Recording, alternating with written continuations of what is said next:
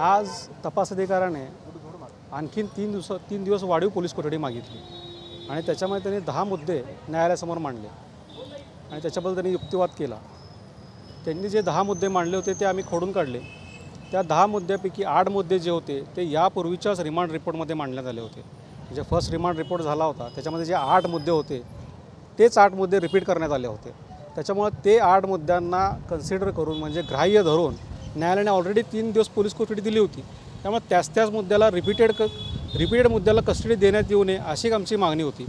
आणि 2 मुद्दे जे नवीन आणले की त्यांचं प्रशासनावर कंट्रोल होतं, ते स्टाफवर त्यांचा वचक होता आणि त्याच्या अनुषंगाने आम्हाला तपास करायचा आहे। त्याच्याबद्दल तो मुद्दा आम्ही या पद्धतीने खोडून काढला की ते सन 2008 पासून नोकरीस आहे ते एओ म्हणून कार्यरत होत्या।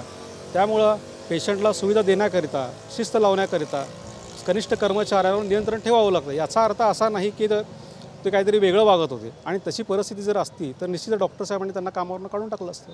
त्यामुळे तो मुद्दा जो आहे की नियंत्रण होतं हा इन जनरल मुद्दा आहे, हिच्या कस्टडीची गरज नव्हती। त्याच्यानंतर 10वा मुद्दा जो आहे की या 3 दिवसादरम्यान 27 कर्मचाऱ्यांनी तक्रारी दिल्या। त्याच्याबद्दल आमचं असं म्हणणं होतं की 27 नाही 2700 लोकांनी देऊ दे, पण हिच्या कस्टडीची गरज काय? कारण 27 कर्मचारी म्हणजे कोण? जे सध्या हॉस्पिटलमध्ये काम करत आहेत, निश्चितच ते मालकाचंच ऐकणार।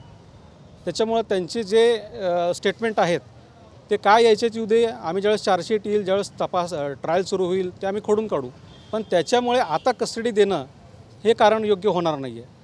मग या आमचा युक्तिवाद, सरकार पक्षाचा युक्तिवाद, या सगळ्या बाबी बघून न्यायालयाने आणखीन 2 दिवसाची वाढीव पोलीस कोठडी यांना सुनावली।